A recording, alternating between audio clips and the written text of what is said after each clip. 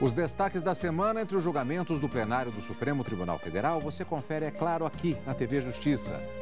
Plenárias está começando agora.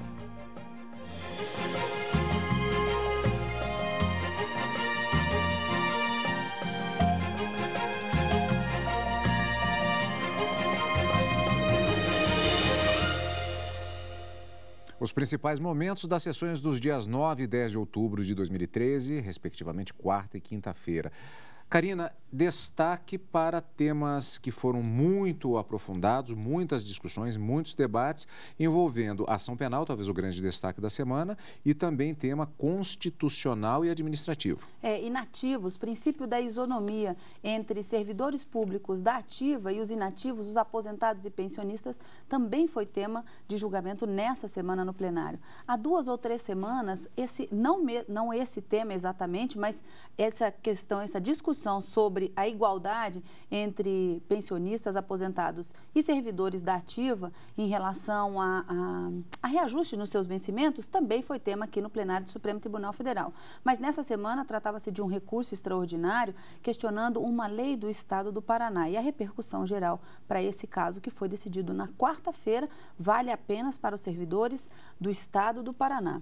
E o início de uma discussão também muito interessante que envolve o Poder Executivo do Estado do Rio Grande do Norte e o pagamento das verbas orçamentárias para o Tribunal de Justiça do Estado do Rio Grande do Norte, para o Tribunal de Justiça Potiguar. Uma discussão que teve início na quarta-feira, mas que acabou sendo suspensa em razão de um pedido de vista do ministro Luiz Roberto Barroso. E só para adiantarmos também, fazendo este panorama inicial no nosso programa de hoje, na quinta-feira, um debate que se estendeu por toda a sessão única que aconteceu na sexta-feira e que culminou em uma condenação de um parlamentar. Os ministros acabaram condenando um deputado federal por uma propaganda eleitoral feita de forma indevida. Na verdade, não a propaganda eleitoral em si, mas o custo da propaganda eleitoral televisiva que teria sido utilizado dos cofres públicos para um beneficiamento próprio. No entanto, não haverá um cumprimento de pena porque, por maioria, acabou se definindo que a pena aplicada seria de apenas 2 anos e, considerada a data dos fatos, o crime já estaria prescrito, ou seja, o Estado não poderia mais fazer com que essa pena fosse cumprida. Então, declarou-se a extinção da punibilidade da pena de 2 anos em razão do que a gente denomina prescrição, segundo a legislação pertinente. Mas houve, de fato, uma condenação.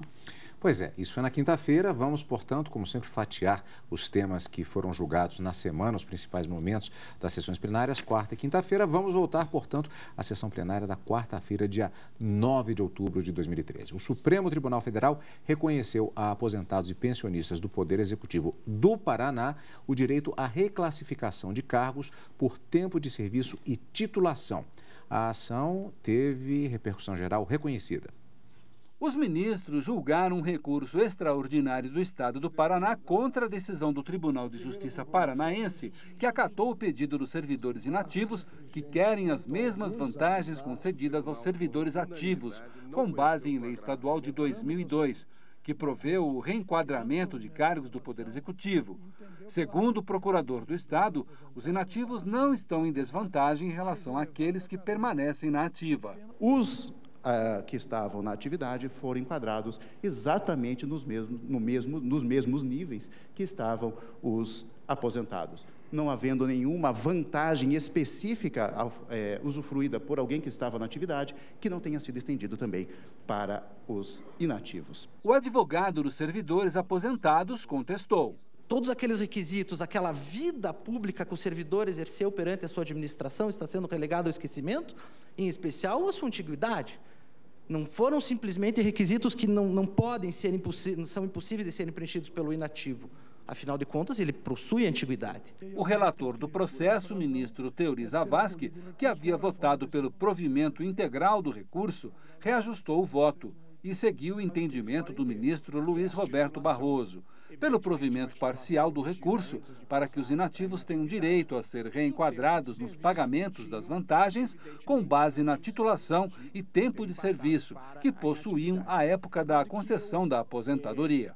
A regra constitucional de paridade não garante aos inativos somente o direito à irredutibilidade do valor nominal dos seus proventos e à revisão remuneratória geral dos ativos, mas sim as vantagens decorrentes de quaisquer benefícios posteriormente concedidos aos ativos, desde que baseados em critérios objetivos. Dos 3 critérios escolhidos para permitir a progressão, antiguidade, titulação e avaliação de desempenho, 2 possuem requisitos extensivos a aposentados, diante da sua natureza objetiva, que são a titulação e o tempo de serviço. Por essa razão, eu dou parcial provimento ao recurso para reformar em parte a decisão objeto do recurso extraordinário, aplicando interpretação conforme a Constituição aos artigos próprios da lei, de modo a garantir aos aposentados e, portanto, aos seus pensionistas, a possibilidade de terem acesso a vantagens concedidas aos servidores ativos, fundadas nos critérios objetivos de tempo de serviço e de titulação. Assim, os servidores inativos devem ter a mesma oportunidade que os ativos de verem reconhecidos pela administração os títulos e o tempo de serviço auferidos até a aposentadoria.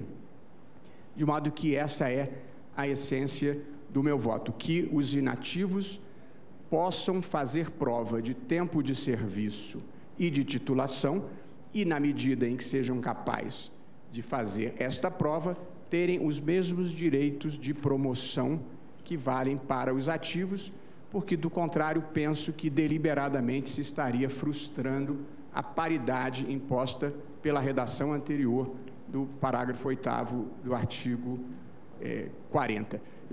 2 registros que eu gostaria de fazer. Um, que o ministro Teori Zavascki teve a gentileza de distribuir o seu voto previamente e me permitiu lê-lo com prazer e proveito, e verificar que, onde havia divergência, eu não precisei ter o trabalho de refazer o voto, e já me permitiu trazer a divergência sem necessidade de pedido de vista.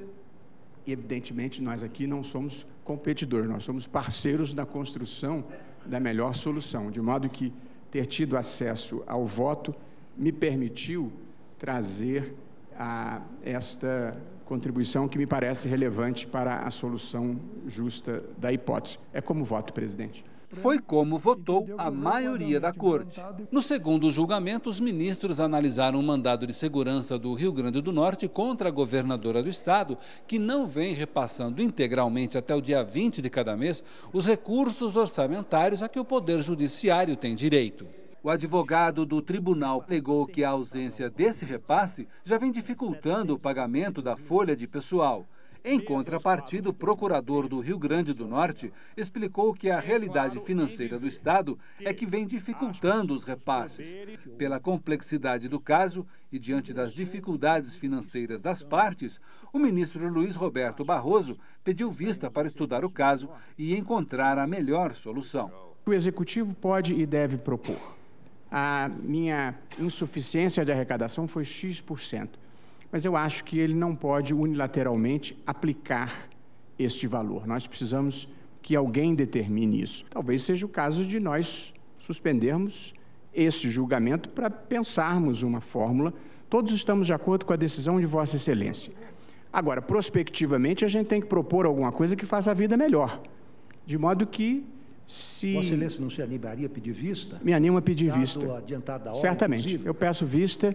Pois e aí conversamos internamente, se necessário, para pensarmos uma solução conjunta. Pois é, no caso desse mandado de segurança, foi um tema bastante debatido também. Houve uma atuação muito grande, inclusive, por parte dos próprios advogados. A questão é extremamente importante, na verdade. Subiram à tribuna para fazer esclarecimentos de questões de fato, como é previsto em situações desse tipo. Questões de direito não podem ser colocadas da tribuna a partir de um determinado momento. E voltaremos posteriormente com este tema, este mandado de segurança ao plenário, e você vai acompanhar ao vivo direto do plenário, aqui no Plenárias também. Uma grande preocupação alegação aqui do próprio Tribunal de Justiça é porque com a ausência do repasse do valor que de direito deveria ser encaminhado do Executivo para o Poder Judiciário, era justamente com relação às metas impostas pelo Conselho Nacional de Justiça. E diante do impasse, não havendo esse repasse de verbas, poderia comprometer essas metas que o CNJ impõe aos tribunais de justiça de todos os países, principalmente agora que nesse mandado de segurança ao Tribunal de Justiça do Estado do Rio Grande do Norte. Então foi um tema bastante discutido que deve retornar em breve para uma solução final. Vamos voltar a ele também, tanto no direto do plenário quanto aqui no Plenárias. E voltando ao outro processo, que foi o recurso extraordinário 606.199, Karina, primeira questão, houve o reconhecimento do direito de aposentados e pensionistas do Poder Executivo do Paraná de serem reenquadrados na carreira, quer dizer, houve este reconhecimento, mas o resultado foi um provimento parcial. Por quê?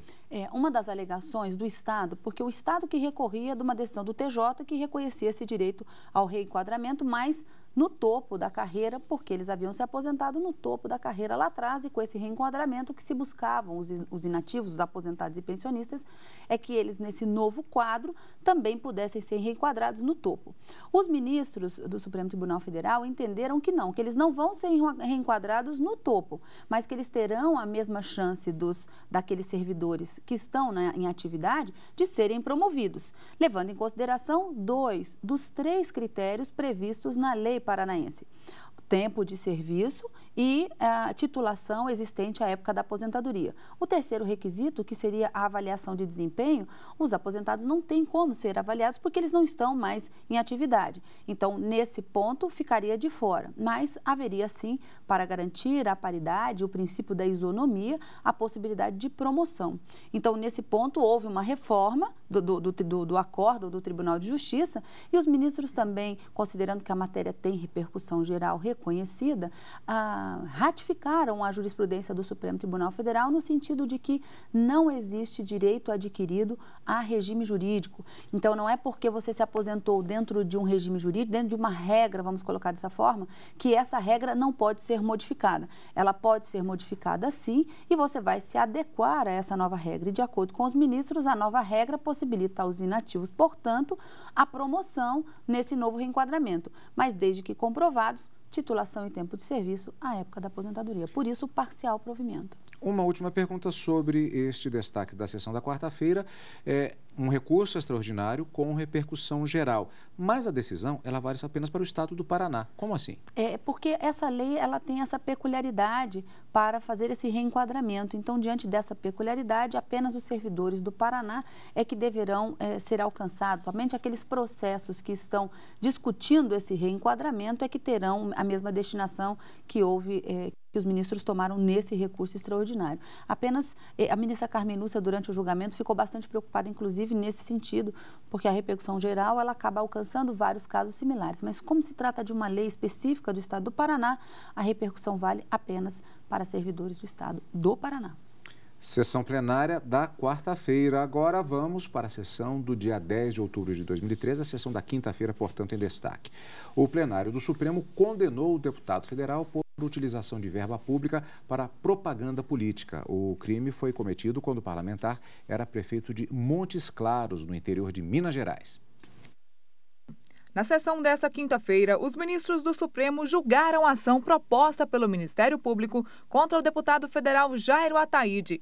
De acordo com a denúncia, o então prefeito de Montes Claros, cidade de Minas Gerais, teria veiculado em emissoras de televisão propagandas de realizações de sua administração com verbas públicas. O réu também é acusado de distribuir informativos sobre saúde em que faz autopromoção sobre seu governo. Trechos revelam expressa menção ao nome do prefeito, o elogio pessoal à sua atuação frente ao executivo local, veicula também uma foto sua fazendo vacinar uma senhora idosa. Do conjunto da prova, tudo a revelar o uso do dinheiro público para a promoção pessoal. A defesa alegou que somente uma parte da publicação do informativo Saúde Plena foi pago. Disse ainda que o conteúdo do boletim era informativo, sem cunho promocional. Alegou ainda que a responsabilidade pelos informativos e do programa de TV não era do prefeito. Do ponto de vista formal, o prefeito não tinha conhecimento da impressão dos informativos. A folha 217, o senhor Henrique Borém, que era à época chefe de gabinete do prefeito municipal, aspas, desconhece qualquer documento que desse notícia da impressão dos informativos. Nunca recebeu um informativo na prefeitura. Nunca teve notícia da autorização de recurso para a impressão dos informativos. Para o relator da ação, ministro Luiz Fux, o programa televisivo foi ao ar 3 meses antes da eleição, com o intuito de promoção política. Disse também que o informativo Saúde Plena promoveu a administração do prefeito Jairo Ataíde. Ainda de acordo com o relator, o réu usou dinheiro público em proveito próprio e, por isso, ele condenou o réu. A existência de utilização de publicidade governamental para a promoção pessoal do prefeito se faz em violação ao parágrafo 1º do artigo 37 da Constituição. A existência de utilização de publicidade governamental para a promoção pessoal do prefeito se faz em violação ao parágrafo 1º do artigo 37 da Constituição. Recurso ordinário 281.012 da relatoria do ministro Gilmar Mendes. No mesmo sentido, o acordo do saudoso ministro Menezes Direito, no recurso extraordinário 191.668, no sentido de que o rigor do dispositivo constitucional que assegura o princípio da impessoalidade vincula a publicidade ao caráter educativo, informativo ou de orientação pessoal, sendo incompatível com a menção de nomes, símbolos ou imagens, aí incluídos slogans que caracterizem promoção pessoal ou de servidores públicos. Então, nesses casos, confirmou-se a atitude lesiva de desvio de dinheiro em prol de uma promoção pessoal. Cito ainda do saudoso também ministro Maurício Correia, recurso extraordinário 217.025, todos versantes sobre a conduta ilícita que serviu de base à ação popular, mas, como eu disse, também se configura numa ação penal e hoje isso é uma figura, digamos assim, com pluralidade de efeitos nas várias fontes do direito, tendo em vista, por exemplo, a própria ação da improbidade, que tem sanções civis, administrativas e penais. Então, é um tipo misto. Então, não há nada estranhável em que uma figura prevista no direito administrativo seja, por eleição política do legislador, encartada como uma figura penal, que foi exatamente o que fez o legislador do Decreto-Lei 201. E o ministro Maurício Correia, num acordo extremamente didático, ele esclarece o artigo 37, parágrafo 1º da Constituição Federal, preceitua que a publicidade dos atos, programas, obras, serviços, campanha deverá ter caráter educativo, informativo ou orientação social, dela não podendo constar nomes, símbolos ou imagens. Publicidade de caráter autopromocional do governador e de seus correligionários, contendo nomes, símbolos e imagens realizadas às custas do erário, não observância do preceito constitucional. Sendo assim, senhor presidente, efetivamente, conforme a prova dos autos, o réu utilizou-se indevidamente em proveito próprio de bens, renda aos serviços públicos, tipificando o delito previsto no artigo 1º, inciso 2º do Decreto-Lei 201 de 67. Não procede, data máxima vênia, a afirmação da defesa de que não haveria dolo na conduta, já que a competência para os atos teria sido delegada ao secretário municipal. E aqui há de se fazer uma distinção, senhor presidente. Ninguém pratica dolo de crime.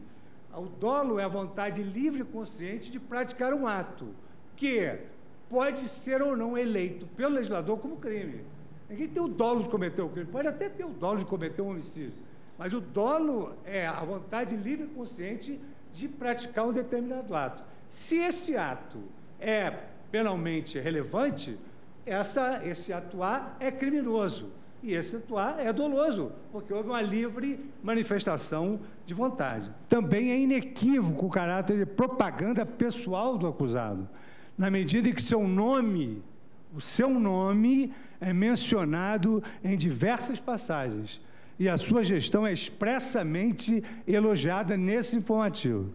O informativo do mês de outubro de 1999 traz em sua capa a foto do réu. Na segunda página, lê-se que, ainda assim, o prefeito Jairo Ataíde quer estender o programa a outras crianças que apresentarem desnutrição. Bem como, assim, o prefeito Jairo Ataíde cumpriu mais uma promessa de campanha, isso dentro do informativo supostamente de caráter impessoal. O prefeito Jairo Ataíde, consta do informativo, repassou ao grupo de apoio à AIDS, no último dia 8, recurso da ordem de R$ 1.200. Agora, o prefeito afirmou à disposição de colaborar sempre que possível. Por sua vez, o informativo do mês de novembro noticiou: o prefeito Jairo Ataíde assinou no último dia 19 contrato no valor de aproximadamente R$ 300 mil, oportunidade em que parabenizaram o prefeito pelo trabalho sério, respeito e honestidade com que a coisa pública e o atendimento de mais uma reivindicação da população. Percebe-se assim, e a nota fiscal está comprovada, as folhas 37. Percebe-se assim ser patente o cunho eleitoreiro da propaganda sob a falsa escusa de informar a população sobre temas de saúde pública. Como demonstrado, há inclusive a exaltação do suposto cumprimento de uma promessa de campanha. Afaste-se, por isso, o argumento da defesa no sentido de que o informativo Saúde Plena apenas veiculou relevantes informações referentes ao cuidado da saúde. A própria testemunha indicada pela defesa, Juarez Heleno Campos, que trabalhou na assessoria de imprensa e comunicação de Montes Claros, afirmou não ter concordado com os panfletos distribuídos pela prefeitura, tendo declarado verbis: eu vi ilegalidade na citação de nomes. Folhas 572. A ministra Rosa Weber acompanhou o relator em parte, mas divergiu na hora de condenar o acusado pela distribuição dos informativos. Eu fico com dúvida. De fato, o eminente ministro Fux, eu examinando os boletins, esse de outubro, o especial de outubro e o de novembro, eu vejo que eles têm a mesma formatação. Mas eu não tenho a comprovação e eu não precisaria ter a comprovação, já que não se admite, se diz que ele foi feito a custo zero, que não houve o pagamento. Eu realmente, por isso é que com relação ao boletim de outubro, eu entendo que ele caracteriza uma autopromoção, ele tem um aspecto de louvação do prefeito, mas eu tenho dificuldade, eu prefiro ficar. Na dúvida, eu absolvo. Eu ficaria, então, no 386, inciso 7º, para absolver com relação a essa primeira imputação. E quanto ao boletim de novembro de 1999, aí eu tenho dificuldade, ministro Fux, de entender que tenha essa característica de louvação, porque a única coisa que eu encontrei é que esse informativo de novembro noticia verbes: o prefeito Jairo Ataíde assinou no último dia 19 contrato no valor de aproximadamente R$ 300 mil. Segue, vamos oportunidade seguir. Oportunidade em que parabenizaram o prefeito pelo trabalho sério, respeito e honestidade com que a coisa pública e o atendimento de mais uma reivindicação da população.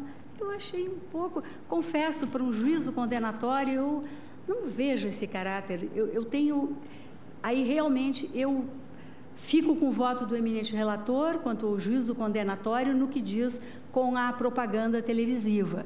Agora, com relação a esses dois boletins, eu entendo muito frágil, né, a prova para embasar um decreto condenatório. O plenário absolveu o deputado pela distribuição dos informativos, mas condenou pela propaganda na TV.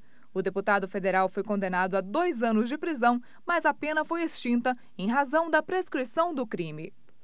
Bom, Karina, destaque da quinta-feira, o deputado foi condenado, mas em relação à dosimetria, que foi algo bastante discutido, acabou prevalecendo a tese da prescrição, portanto, ele não cumpre pena. O ministro relator, Luiz Fux, e a ministra relatora, revisora, Rosa Weber, entenderam que a pena deveria ser de 4 anos e 4 meses. Mas a maioria que se formou entendeu pelos 2 anos e pelo cálculo do Código Penal, a pena já estaria prescrita. Houve condenação, mas não haverá o cumprimento em razão desse lapso temporal que o Estado, de uma certa forma, vamos dizer que avançou no prazo que a lei permite para que houvesse essa condenação, e considerando a pena que foi aplicada na data de hoje, nesse julgamento. Então, houve uma condenação, mas não haverá o cumprimento da pena. Bom, esses foram os destaques da semana. Na próxima semana tem mais e já temos, como sempre, é claro, encontro marcado. Na quarta e na quinta-feira, ao vivo, com o direto do plenário, e no final de semana com plenárias. E por aqui fica esta edição da semana com os destaques entre os julgamentos do plenário do Supremo Tribunal Federal. Obrigado pela companhia, como sempre, e continue aqui na TV Justiça.